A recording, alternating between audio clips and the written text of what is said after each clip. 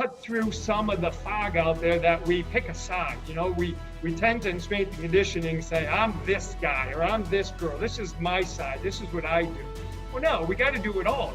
With all that's going on in the country and in the world, I think you need to know what your mission is. I think you need to know what your why is. And I think above anything, you got to understand what you stand for.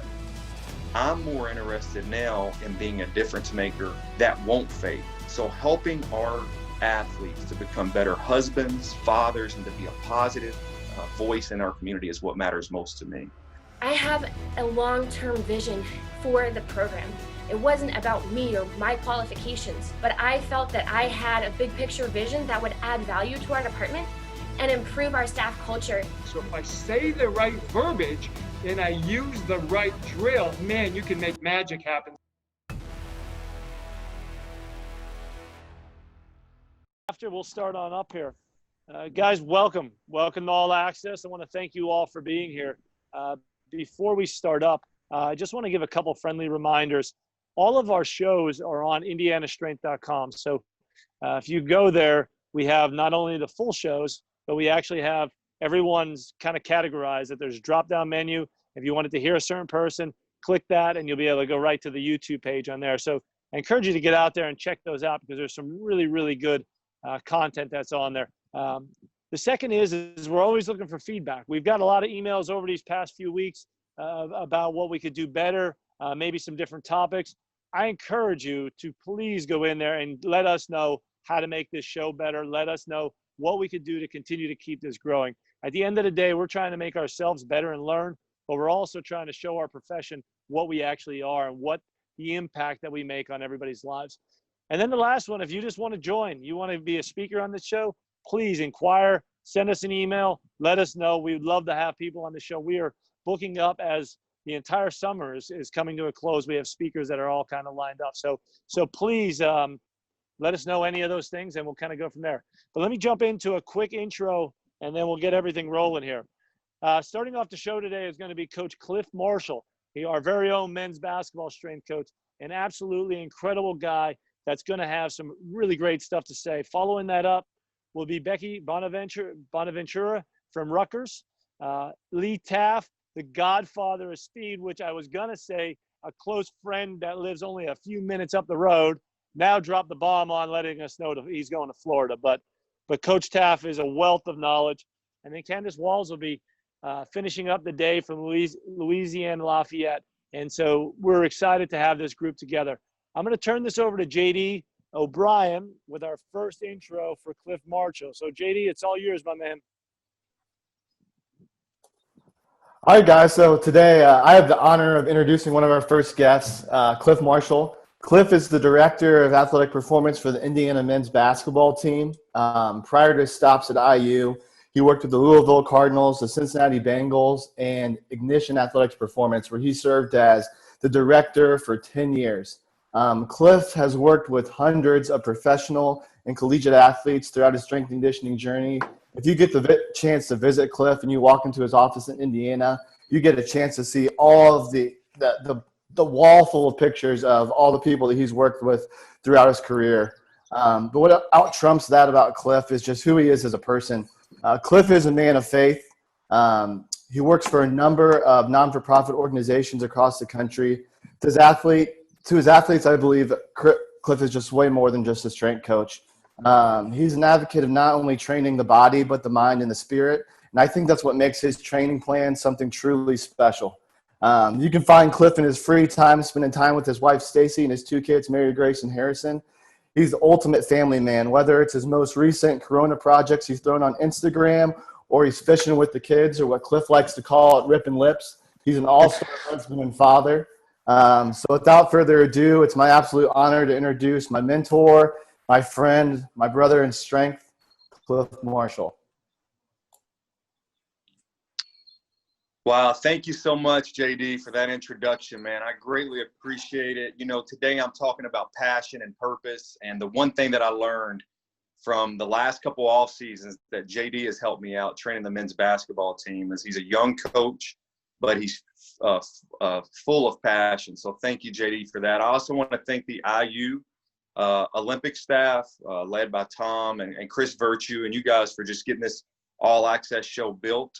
Man, it's a blessing locking arms with you guys and learning together, and then also just building better athletes together at Indiana. So thank you guys for having me today. I'm going to talk today about becoming a purpose-driven coach. And I say becoming because it's what I aspire to be. I've learned a lot over my 20 years as a strength coach, but this is something that's near and dear to my heart. So I'm excited for the next 10 minutes to share with you guys. The one thing that I would start out with is passion. Again, what passion, the dictionary for passion is a known or strong liking to, a devotion of activity, or a concept. So early in my career, probably the first 10 years was the passion for learning strength and conditioning. So it's the X's and O's, right? It's talking about periodization, and it's talking about Olympic lifting or high intensity training. And I still have that same passion. You know, as a matter of fact, right now I'm learning about Dr. Yes's 1x20 program. That's what we're starting our off season with at Indiana basketball. So I still have that same passion. My passion is teaching and coaching. And I would say if you're on this call today, you probably have that same passion for teaching and coaching. But I also want to talk about purpose. And purpose is known for the reason for which something exists. So asking the question, why do I exist? Or what on earth am I here for?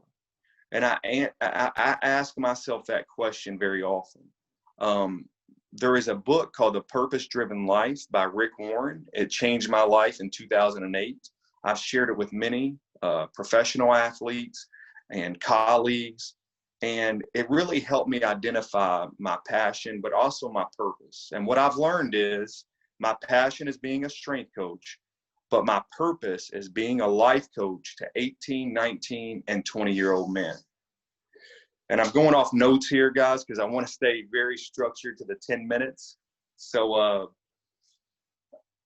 a coach's impact, Billy Graham once said, a coach will impact more people in a lifetime than most people will in a year. And my high school football freshman coach, Ben Pumphrey, in 1996 gave me the best advice ever. He said, be the best Cliffy Marshall you can be.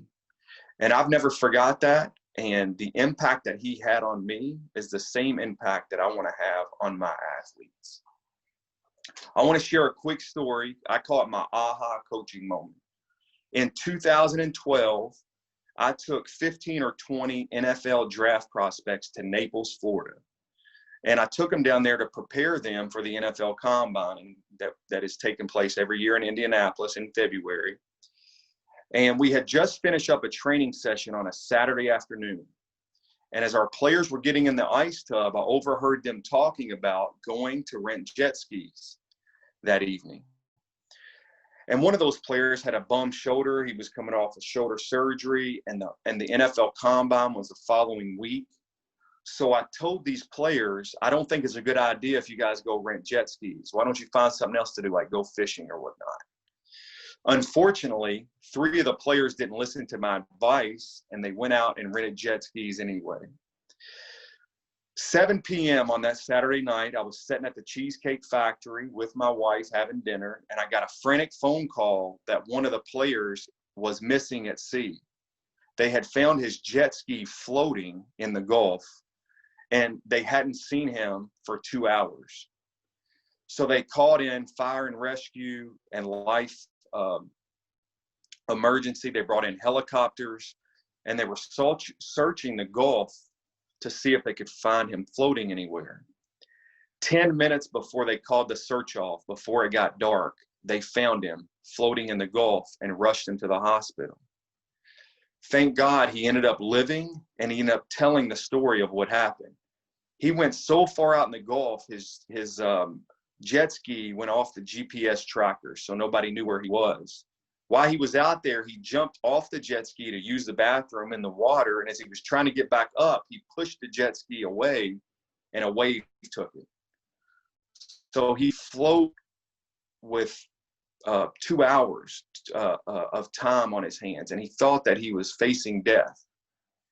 And as he shared this story with me, it really changed me as a coach, because I had to ask myself, was the result of the 40-yard dash, the vertical jump, and the bench press that we had trained 2 months for more important than the relationship that I had built with this NFL player named Chaz Alexa?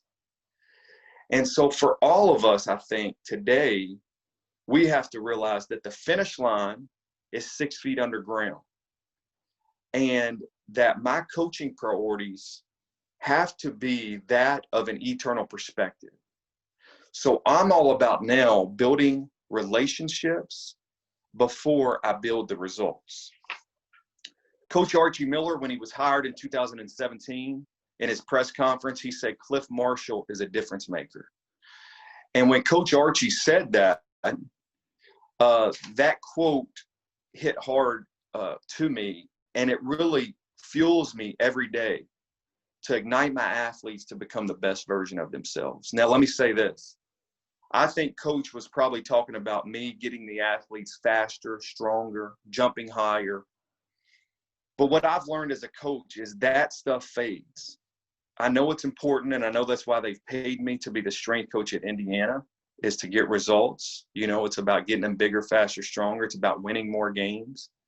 But those wins fade, the 1-rep maxes fade, the NFL Combine all-time records that I was able to help athletes have, that all fades. I'm more interested now in being a difference maker that won't fade. So helping our athletes to become better husbands, fathers, and to be a positive voice in our community is what matters most to me. I want to break generational curses. And what I mean by that is my first year at Indiana, we had senior day. 4 out of our 5 seniors didn't have a father at the event. So when they walked out onto the court, they walked out with a mom and maybe a grandmom, or a mom and a grandfather. That right there tells me all of us on this call as coaches, be it male or female, we have an opportunity to break generational curses in our athletes. So there's 3 steps that I've learned to becoming a purpose-driven coach. I think the first step is teaching beyond the sport. And the second step is building relationships before results. And the third step is training the athlete like he or she was your own child. So how do we teach athletes beyond the sport? I'm at step 1 here. The first thing that we do at Indiana basketball is we start every workout on the grease board. Now, when I got to IU in 2017, the first thing that I asked for wasn't new dumbbells, wasn't barbells or plates. It was a grease board.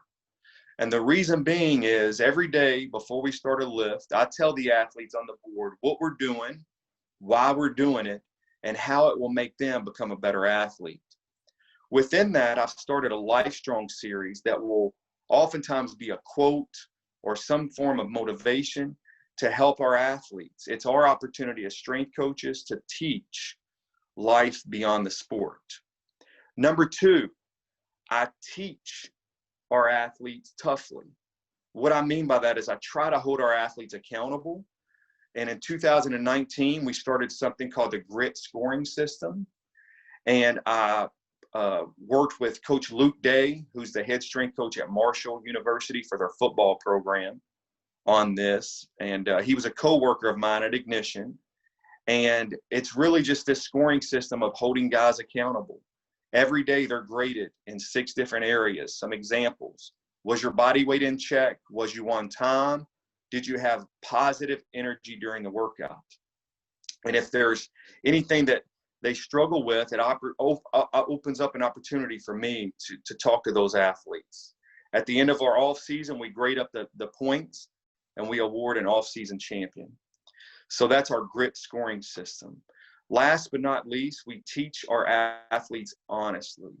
So what I mean by that is we have to have the hard conversation. And something that I've done is as I'm coaching an athlete up, be it on the court or in the weight room, I try to give a positive followed by a negative followed by a positive. I call it the Oreo cookie effect. So I'll speak a positive comment, a constructive comment, followed by another positive comment. And I think there's life and death in the power of the tongue. And what we say as coaches really matters and how we coach our athletes matters.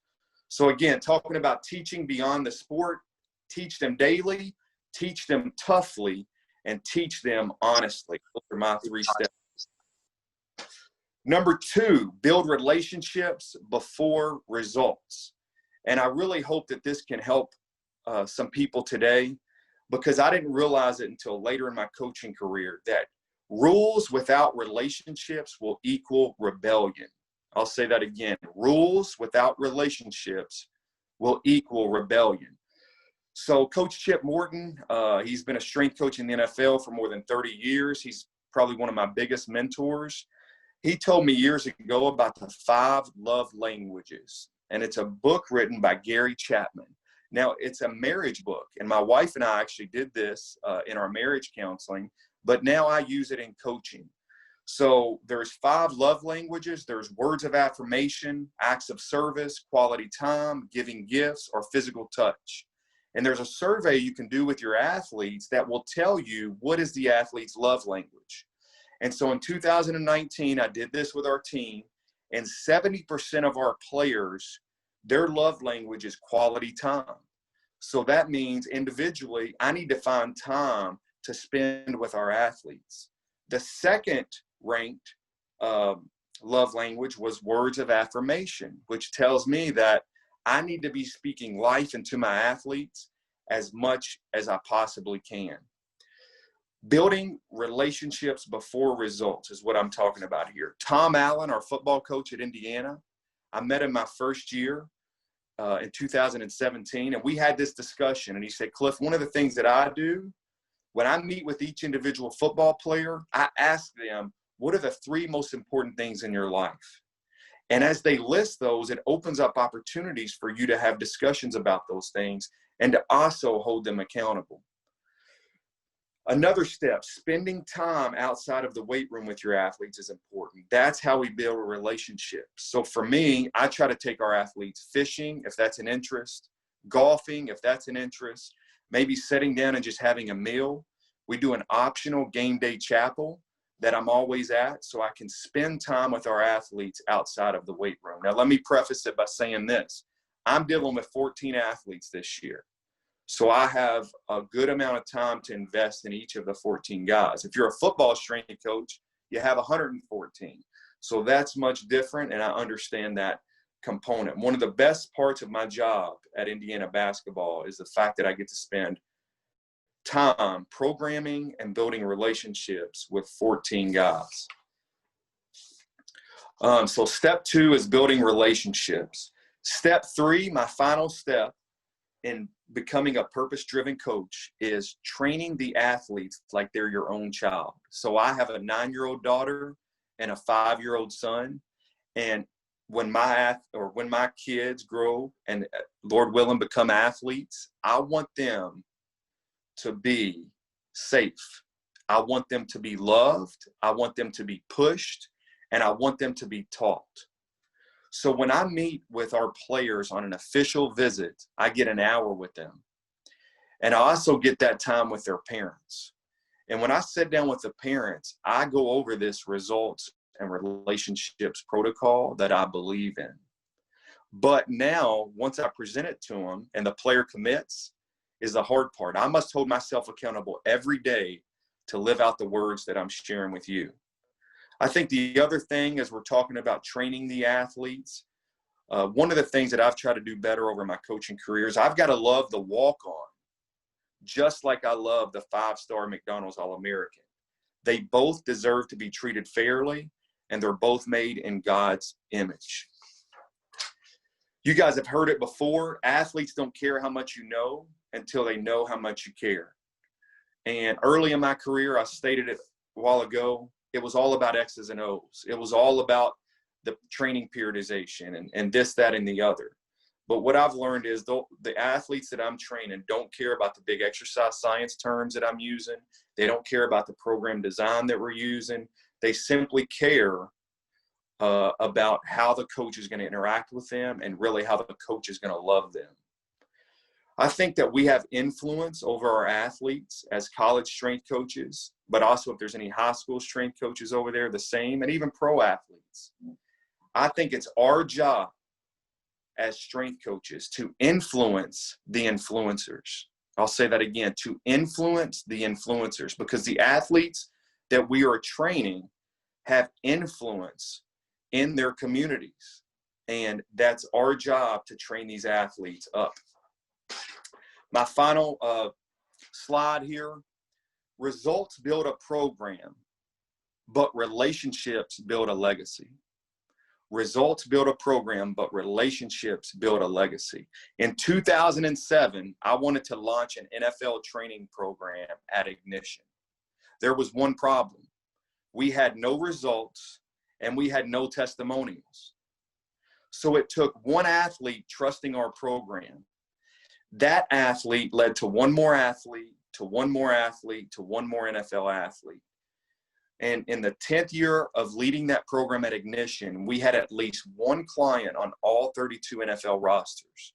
We had some of the biggest names in NFL, like Luke Kuechly and AJ Green. We had trained more than 300 pro football players by the time I left. And as I reflect back to 2007, how we couldn't even build a brochure for our program, it just reminds me that if you treat your athletes right, you will reap what you sow. And they'll trust you.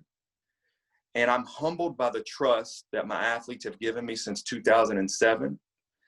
And it's just a constant reminder, again, that if we want the athletes' trust as coaches, we have to earn their trust. I hope I stayed under 10 minutes. That was my last slide there. I hope that you learned something today about becoming a purpose-driven coach and the 3 steps that I use.